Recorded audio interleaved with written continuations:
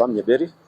I'm one of the advocates that represent a party in the petition which pits the Deputy President, Honorable Gachagua, and the DP nominee, Professor Kindiki.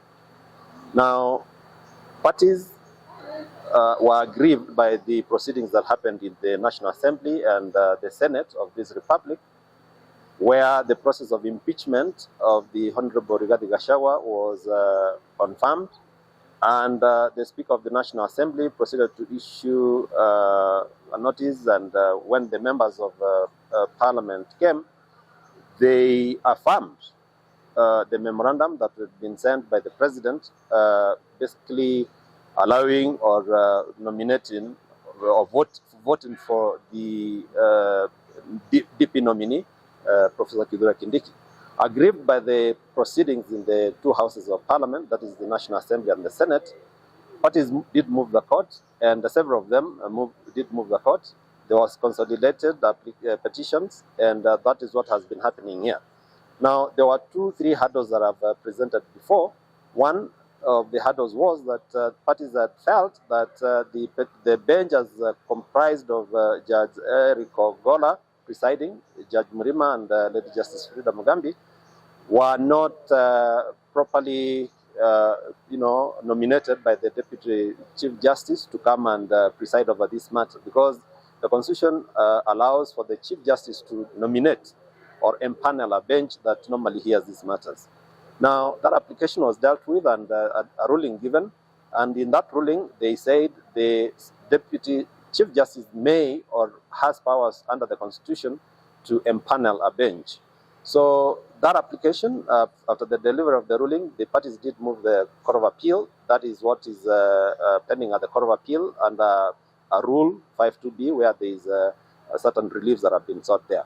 That application in the Court of Appeal is coming on the 7th of November. But most important is that there was also filed another application, which application was by the respondents. The respondents here meaning the Attorney General and the two houses of Parliament, National Assembly and Senate, where they wanted to discharge the orders that had been issued. Remember, when these matters came before the court initially, there were two applications. The initial applications from Kerugoya, that is an application that was tackled by Judge Mwongo, where he issued orders of conserving that seat of the Deputy President up until the petition was to be heard. The Kerugoya petition was to be heard, by a panel that was to be appointed by the CJ.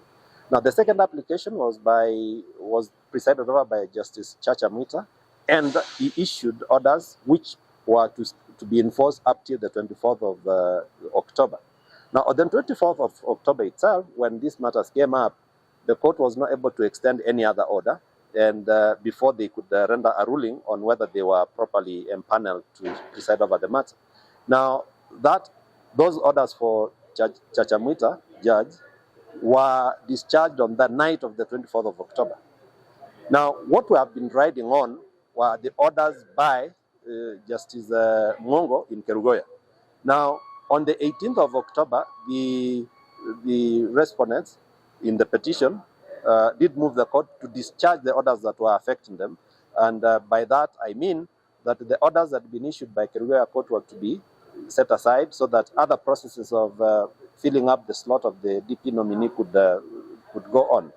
A ruling has been rendered today where those orders have been discharged, and immediately upon the discharge of those orders, we made an application. The law allows for making of an application orally in court, where we were sought for stay of those orders, stay of the dismissal of the orders in Kerugoya taking effect, so that in the intervening period we can also move the Court of Appeal to appeal and channel our grievances before the Court of Appeal, so that we have the High Court, this bench, being held in error by discharging those orders. So basically that is what we have applied for, and that is why they have recused themselves for. They have given us about 40 minutes, thereabouts. They are resuming at 5:30 for purposes of rendering that decision as to whether they will issue orders of stay, reinstating those Kerugoya orders pending the filing and determination of the appeal that we are going to file.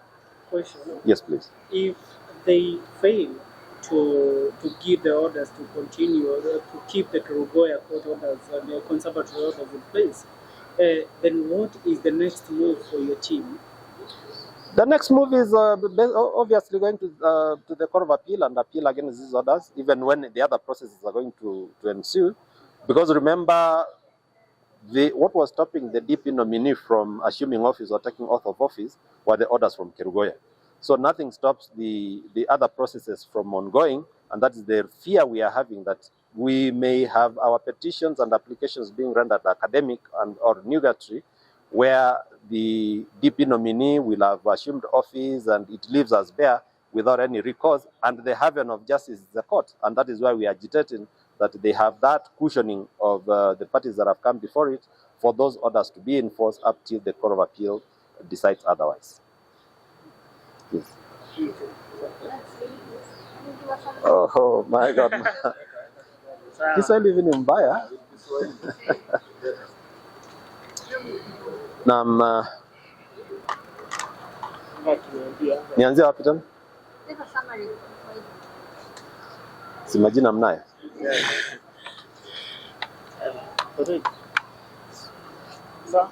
Kimefanyika hivi leo mahakamani ni kwamba tulikuja kwa uamuzi wa mahakama kuhusu application ambayo ililetwa na Attorney General, mkuu wa sheria, na bunge nikimaanisha kwamba ni speaker wa bunge la seneti na la kitaifa, ambapo walikuwa wanataka koti iondoe zile orders ambazo zilikuwa zimewazuia kufanya ama kutekeleza kuapishwa kwa naibu wa rais ambaye ameteuliwa na rais.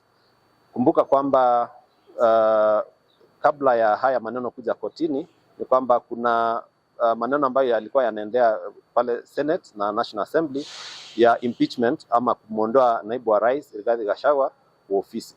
Lakini wakati ambapo hayo yote yalipoendelea ni kwamba bunge liliitwa, sababu mnajua kwamba Rigathi Gachagua aliondolewa ofisini kupitia kura ambazo zilipewa kule, na wakati bunge liliporudishwa kule ile siku ya Ijumaa, walikuja waka vote kwamba yule Profesa Kindiki alikuwa ametosha kuchukua ile ofisi.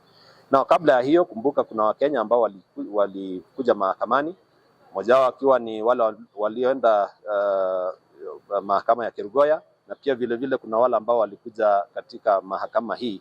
Mahakama ya Kerugoya ambayo inakuwa presided over na Judge Mongo iliweza kupeana order ama kuagiza, kuamuru kwamba mtu yeyote asiweze occupy kile kiti cha naibu wa rais. Lakini hiyo order ilikuwa iwe in force ama ikuwe in operation mpaka wakati ambapo petition ingesikizwa. Na kuna order nyingine ambayo Mkenya mwingine alikuja hapa mahakama ya Milimani, naye akaenda kwa Chacha Mwita ambaye ni judge, naye Chacha Mwita alipeana orders ambazo zilikuwa zinasimamisha uapishaji wa Kindiki mpaka tarehe 24 mwezi huu. Hizo orders zikuweza kuendelea kutekelezwa sababu kulikuwa na maombi ambayo tulikuwa tumeyafanya kotini kama mawakili kwamba ile jopo ama wale majaji, ile bench ambayo imeteuliwa kusikiza hii kesi haikuteuliwa kwa usawa na kulingana na sheria. Ni kwamba wakati walipewa hiyo mamlaka ya kuanza kushughulikia hii kesi ni naibu wa CJ ambaye ndiye aliyempanel, ndiye aliwateua wakuje kupreside over hii kesi. Na hiyo kidogo ilileta utata kwa sababu katiba ambayo tunaienzi, katiba ya 2010 inasema kwamba majukumu ya CJ yapo, na CJ anastahili kuempanel ama kulete wale ambao wanasikiza kesi mahakamani. So hayo maombi yale tulipo yalete kwamba wajiondoe katika kesi yaliweza kutupiliwa mbali, na kuna baadhi ya wale ambao walienda koti ya rufaa ambapo kuna rufaa imekatwa ili hiyo kesi inakuja tarehe 7 mwezi wa 11. Lakini tena katika yale maombi walipoleta kotini kwamba watoe zile orders za Mongo sababu zilikuwa zinaendelea mpaka kesi isikizwe, ni kwamba walikuwa wanataka ziondolewe ndipo hafla nyingine ya kwenda kuapisha yule naibu wa rais ambaye alikuwa amekuwa nominated aweze kutekeleza majukumu yake kwa kuchukua kiapo cha ofisi ndipo aendelee. So hayo maombi ya Kerugoya yani zile orders ambazo zilikuwa zimetolewa pale Kerugoya zimeondolewa. Sasa hivi tumefanya application baada ya ile ruling ilipotolewa, tulifanya application sababu sheria inaturuhusu kufanya application ili kuomba kwamba wasitishe ile order ambayo wametenga mbali, waisitishe hiyo order ndipo waweze kuirudisha at least kwa muda, ndipo tuweze kupata nafasi ya kwenda katika koti ya rufaa, ndipo hiyo kesi iweze kusikizwa na wale majaji wa rufaa ama directions zikipeana katika rufaa, ndipo hii applications ama petitions zote zile ambazo tumeleta, kuna petitions kama 12 ama 13 ambazo zimekuja mahakamani, ili zisije zikawa kwamba ni academic exercise, yani zimepitwa na wakati, kwa sababu hiyo applications ambazo tumeleta kotini ni za kusema kwamba naibu wa rais ambaye ni mteule nominee asiweze kuingia katika kile kiti ambacho ameteuliwa, sababu sheria ilikiukwa wakati ambapo bunge zote mbili zilianza kujadiliana ama kujadili maneno ya kumuondoa Rigathi Gachagua kutoka kiti chake. Labda tu nikuulize, tumeona mahakama tayari ishatoa hizo conservatory orders. Wakenya wanajiuliza itakuwaje imeweza kuzitoa tena mahakama hiyo moja iweze kuzirudisha? Hilo ni jambo ambalo linawezekana kwa njia ipi? Kisheria hayo yanakubalika. Kisheria ambapo wakati koti ambapo imepeana orders ama directions katika kipengele cha 23 cha katiba yetu kinaruhusu yeyote yule aingie mahakamani tena afanya maombi, na hayo maombi yaweze kusikizwa na wale majaji. So kuna uwezekano kwamba sheria inaruhusu kwamba kama kuna chochote kinaenda kuumiza yule ambaye ameleta kotini, sheria inaruhusu mmoja aje kotini ama aweze kufanya maombi ndipo waweze kuyaangalia. Kumbuka hii sheria ni interpretation, na wale wana interpret ni majaji. Wanaweza kuwa wamekosea kitu moja ama wanaweza kuwa wame overlook another issue. So ndivyo tunasema tupewe muda, sababu tuna hisia kwamba kuna sheria ambazo zilikiukwa, hazikutekelezwa vile inastahili kuwa, ndipo tuweze kwenda mahakama ya rufaa, ndipo ziweze kutekelezwa na tupate protection kutoka mahakama ya rufaa. Swali la mwisho, iwepo msiweze kufaulu leo, sio kuweza kusitisha hizo conservatory orders kuweza kuendelea katika proceed kwa mahakama ya upeo. The question is, hata mkishinda hii kesi na hiyo petitions zikuwe legit huko katika mahakama ya upeo, then na process ya kuweza kumwapisha deputy president mpya Kithure Kindiki ishafanyika. So kutakuwaje haswa kulingana na katiba nchi yetu? Kisheria sasa ni hivi. Kumbuka kuna muhuri wa impeachment ambao umegongwa katika mgongo wa Mheshimiwa Rigathi Gachagua. Huo muhuri uko pale, na ndio tunataka huo muhuri ufutiliwe mbali kupitia njia ya mahakama. Ikiwa kwamba wanaweza endelea kwenda kuapisha, sababu kuna vipengele vingine ambavyo vinastahili kutekelezwa, kwamba hakuna IEBC kuapishwa kunastahili kuwa Jumanne kuanzia saa 4 mpaka saa 8, na hiyo Jumanne ikuwe ni siku inakuwa declared kama holiday. Kuna vitu mingi zinastahili kuwa pale, na Kithure mwenyewe anastahili kuwa mwanachama wa chama, na anastahili kuchukua ofisi nyingine. Sasa hizi tunajua kwamba haja resign. Kuna vitu mingi ambavyo vinalete utata katika yale. Lakini nikirudi kwa swali lako ni kwamba ule muhuri ambao umepewa wa impeachment katika mgongo wa Mheshimiwa Rigathi Gachagua, ndio sasa tutafuatilizia, hata kama itakuwa academic exercise, kwamba hatutakuwa na naibu wa rais wawili wakikalia kiti kimoja. Hiyo haiwezekani kisheria. So Mheshimiwa Kithure Kindiki, kama maombi yetu hayatakubalika na waendelee zaidi, wavute muda kwa kasi sana, tusiwafikie, ni kwamba yeye ataapishwa, ndio atakuwa pale, lakini tunataka kuvuta ile impeachment proceedings ambayo iko pale, ndipo Mheshimiwa Rigathi Gachagua awe huru, asiwe kwamba alikuwa impeached, sababu ile process ya kuimpeach yeye ilikuwa haijazingatia sheria.